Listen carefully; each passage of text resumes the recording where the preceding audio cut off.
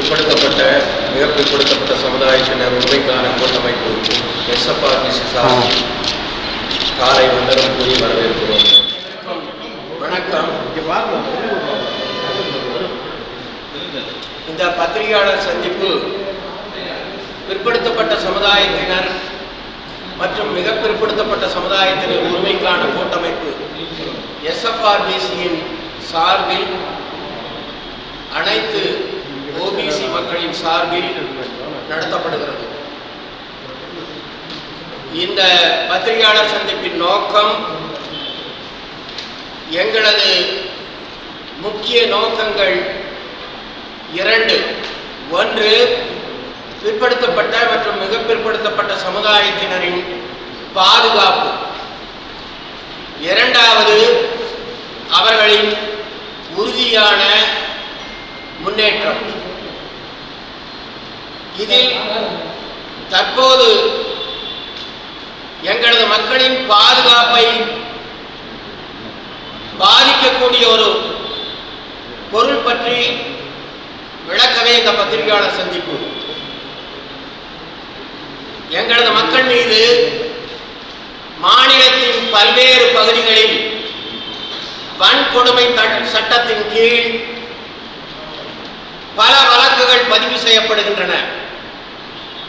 அதில் 95 விழுக்காடுக்கு மேல் புனையப்பட்ட லாப நோக்குடன் கூடிய மிரட்டக்கூடிய வகையில் சில சுயநலமிக்க அரசியல் பின்புலத்துடன் தாக்கல் செய்யப்படும் வழக்குகளாகும். ஏற்கனவே தஞ்சை, ஒரத்தநாடு, தேனி, பொள்ளாச்சி ஆகிய இடங்களில் நடைபெற்ற பல்வேறு சம்பவங்களில் நாங்கள் எம் மக்களுக்காக உயர்நீதிமன்றத்தில் வழக்குகள் தொடுத்து போராடி வருகிறோம். எங்களது அமைப்பு ஏற்கனவே பிற்படுத்தப்பட்ட சமுதாய மக்களுக்காக தனி ஒதுக்கீட்டு சட்டம், பொருளாதாரத்தில் பின்தங்கிய முன்னேறிய சமூகத்தினர் இடபிள்யூஎஸ் மற்றும் தேசிய பிற்படுத்தப்பட்டோர் ஆணையம், தமிழ்நாடு பிற்படுத்தப்பட்டோர் ஆணையம் ஆகியவற்றில் நடந்த பல்வேறு நடப்புகள், எங்களை பாதிக்கக்கூடிய நடப்புகள் சம்பந்தமாக சென்னை உயர்நீதிமன்றத்திலும் இந்திய உச்சநீதிமன்றத்திலும் 10க்கும் மேற்பட்ட வழக்குகளை நாங்கள் தொடுத்தோம். அதில் சில வழக்குகள் எங்களுக்கு சாதகமாகவும், ஒரே ஒரு வழக்கு இடபிள்யூஎஸ் வழக்கு எங்களுக்கு எதிராகவும், இன்னும் சில வழக்குகள் national commission for backward class தலைவரை நியமித்தது எங்களுக்கு சாதகமாகவும், தமிழ்நாடு பிற்படுத்தப்பட்டோர் ஆணையத்தில் ஒரு குறிப்பிட்ட சமூகத்தினரின் ஆதிக்கம் இருந்ததில் மாற்ற வேண்டும் என்று தொடுத்த வழக்கில் எங்களுக்கு சாதகமாகவும் முடிந்தது. ஆக நாங்கள் தொடர்ந்து எம் மக்களுக்காக கடந்த 3 வருடங்களாக போராடி வருகிறோம். இப்படிப்பட்ட நிலையில் சேலம் பெரியார் பல்கலைக்கழகத்தில் ஓபிசி கல்வியாளர்கள் மீது மிக வேகமாக, வன்மமாக தொடுக்கப்பட்ட வழக்கு சம்பந்தமாக உண்மையை கண்டறியும் குழு ஒன்று எங்களால் அனுப்பப்பட்டது. அந்த குழுவில் மூத்த வழக்குரைஞர் திரு திருஞான சம்பந்தம், ஊடகவியலாளர் திரு செந்தில் நாயகம், கல்வியாளர் திரு ஐயம்பெருமாள் மற்றும் ஓய்வு பெற்ற உயர் காவல்துறை அதிகாரி திரு ரவிச்சந்திரன் ஆகியோர் இடம்பெற்றனர். அவர்கள் பாதிக்கப்பட்டவர்களையும் காவல்துறையினரையும் பல்வேறு இடங்களில் விசாரணை செய்து பல்வேறு ஆவணங்களை சேகரித்து ஒரு அறிக்கை தாக்கல் செய்தனர். அந்த அறிக்கையின் முடிவுகளை நாங்கள் வழக்காக தொடர இருக்கிறோம். சென்னை உயர்நீதிமன்றத்தில் மற்றும் சில அமைப்புகளிலும் நாங்கள் சட்ட ரீதியான நடவடிக்கைகளை மேற்கொள்ள இருக்கிறோம். இந்த குழுவின் அறிக்கைப்படி கடந்த 26/12/23 செவ்வாய் பிற்பகல் 1:30 மணிக்கு பெரியார் பல்கலைக்கழக வளாகத்தில் தன்னை சமுதாயத்தின் பெயரால் திட்டி அவமானப்படுத்திய தொடங்கியதாக கூறப்பட்டுள்ள நிகழ்வு உள்நோக்கத்துடன்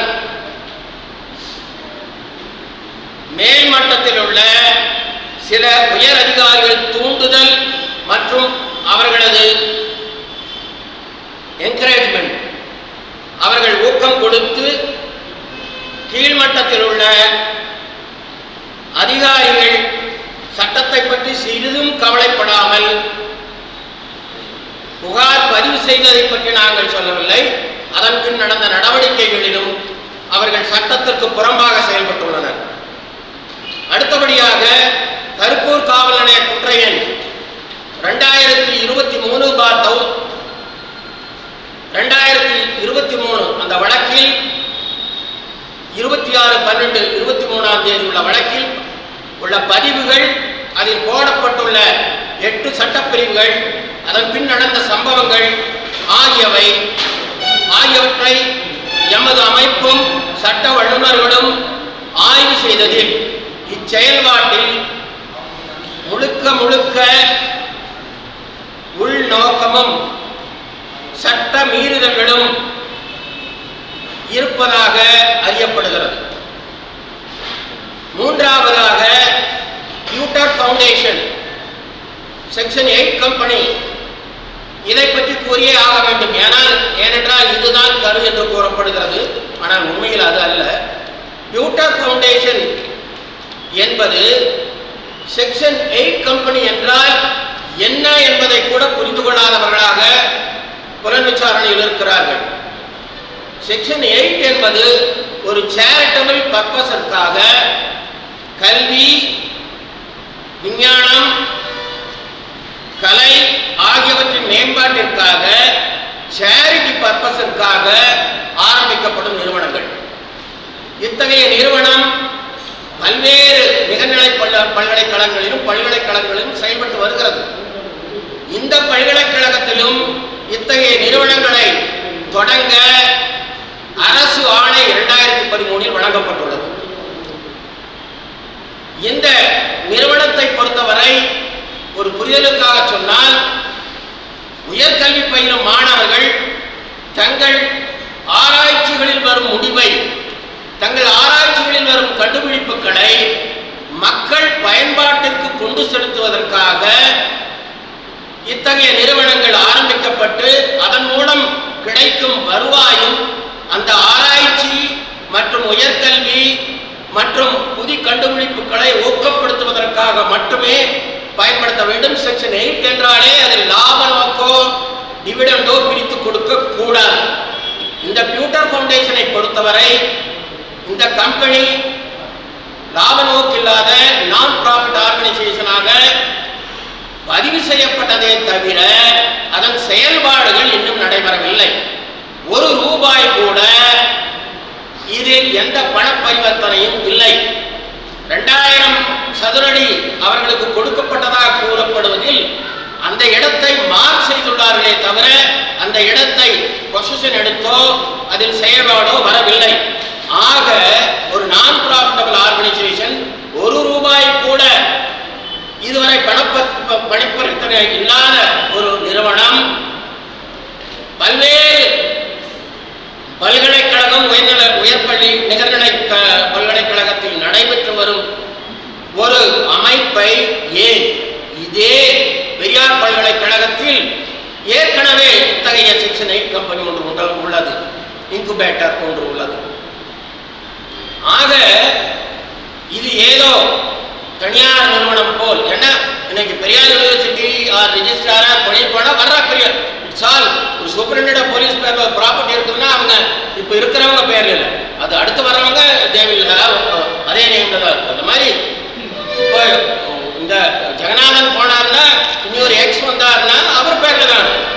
இது எந்த விதத்திலும் லாபத்திற்கோ டிரான்சாக்சனோ எதுவுமே இல்லாத புரிந்துணர்வு. அடுத்து சொல்றாங்க ஒரு சில நிறுவனங்களோட புரிந்துணர்வு போட்டிருக்குது.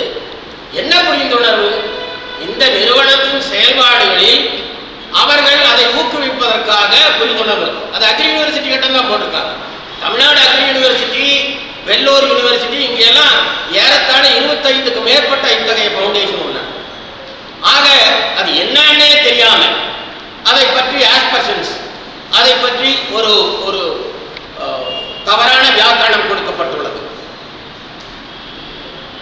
அடுத்தபடியாக இந்த நடைபெற்றுள்ள உரிமை மீறல், சட்ட விதிமுறைகள், மனித உரிமை மீறல், ஏதேச்சதிகாரமான செயல்பாடு ஆகியவற்றை நாங்கள் ஏற்கனவே சட்ட வல்லுநர்களுடன் கலந்து ஆலோசித்து வருகிறோம்.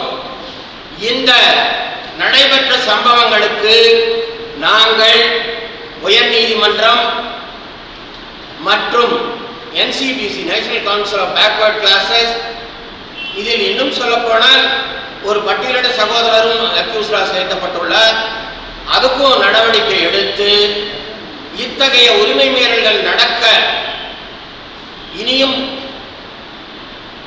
நடப்பதற்கு எந்த விதமான வாய்ப்புகளும் கொடுக்கக்கூடாது. இப்படிப்பட்ட செயல்பாடுகளை தட்டி கேட்க OBC மக்களுக்கு இழைக்கப்படும் இத்தகைய கொடூரங்களையும் கொடுமைகளையும் பொய் வழக்குகளையும் தட்டி கேட்க ஒரு சட்டப்படியாக அங்கீகரிக்கப்பட்ட இந்திய அரசின் இன்டலெக்சுவல் ப்ராப்பர்ட்டி ரைட்ஸ் ஆக்டில் அங்கீகாரம் பெற்ற எங்களது அமைப்பு மிரட்டல்களுக்கும் சட்ட வீரர்களுக்கும் அஞ்சாமல் எமது மக்களை காப்பாற்ற இதுவரை எந்த இயக்கமும் குரல் எழுப்பவில்லை. கடந்த 3 வருடங்களாக நாங்கள் போராடி வருகிறோம். இத்தகைய ஒரு யூனிவர்சிட்டியினோட செயல்பாடுகள் அத்தனையும் கிரைண்டிங் ஹார்ட் அத்தனையும் ஸ்டாப் ஆகிற வண்ணம் 13:30 மணிக்கு, அதாவது 1:30 மணிக்கு சம்பவம், 3:30 மணிக்கு FIR, 4:30 மணிக்கு அரெஸ்ட். இன்னும் நானும் ஒரு காவல்துறை அதிகாரி என்ற முறையில் சொல்கிறேன். காவல்துறை அதிகாரி இருந்து ஓய்வு பெற்றவன் மாவட்ட காவல்துறை கண்காணிப்பாளராக எந்த ஒயிட் காலர் அஃபென்ஸ்லையும் இமீடியட்டா அக்யூஸ்ட் அரெஸ்ட் பண்ணக்கூடாதுன்னு சர்க்குலர் சொல்லுங்க. அப்புறம் செக்ஷன் 3R and S வன்கொடுமை சட்டத்தில் இருக்கிற பிரிவுகள் பனிஷ்மெண்ட்ஸ் குறைவான பனிஷ்மெண்ட் தான். அப்படி இருக்கும்போது உச்சநீதிமன்றத்தால் கொடுக்கப்பட்ட அர்னிஷ்குமார் வர்சஸ் ஸ்டேட் ஆஃப் பீகார் வழக்கின்படி உச்சநீதிமன்றத்தின் கட்டளையின்படி இவர்கள் செயல்படவில்லை. 7 வருஷத்துக்கு மேலே இருக்கின்றாதான் அந்த அரசுங்கிற பேச்சு, இல்லாட்டி ஒரு நோட்டீஸ் ஒர்க் பண்ணணும், விசாரிக்கணும், இப்படியெல்லாம் நிறையா இருக்கு. ஆனால் எந்த விதமான சட்ட விதிமுறைகளையும் கடைபிடிக்காமல் அதிகாரம் தங்களது கையில் இருக்கிறது என்பதற்காக மேல் இடத்தின் நிர்பந்தத்தால் ஒரு உயர்கல்வி நிறுவனத்தின் vice chancellor, controller of examination, registrar, இப்படி அத்தனை பேருக்கு மேலே அட்டஸ்டோக் பண்ணி எல்லாரும் ஒரு கிரிமினல் குற்றவாளிகள் மாதிரி ட்ரீட் பண்ணி அவங்க தலைமறைவாக இருக்கிற அளவுக்கு ஒரு சூழ்நிலை இது போயிருக்க வேண்டிய அவசியம் இல்லை என்று கருதுகிறோம். ஆனால் இதற்கு சட்ட போராட்டங்களை ஏற்கனவே துவங்கிவிட்டோம். நிச்சயமாக அதற்கு உண்டான நிவாரணத்தை சட்ட ரீதியாக நாங்கள் சந்திப்போம். நன்றி.